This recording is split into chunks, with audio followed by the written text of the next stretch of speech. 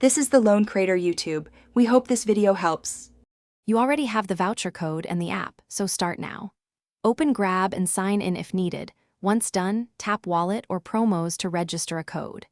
Enter the voucher exactly, then hit Apply and watch for a confirmation pop-up. Make sure you note the expiration date and any minimum spend or service limits. This prevents surprises later. If the code registers, it will appear in your active vouchers list and be ready for checkout, so don't delay. Proceed to choosing your service. You've picked the ride or food items, now apply the voucher. At the checkout screen, tap Promo or Use Voucher, then select the voucher from your active list. Once selected, the app recalculates the total. If the voucher covers part of the fare, you'll see a reduced amount and the remaining payable balance. Make sure the voucher's terms match this service. Some are limited to restaurants, partners, or time windows. Once it shows the discount, proceed to choose your payment method and get ready to confirm. You're at the final step, confirm payment.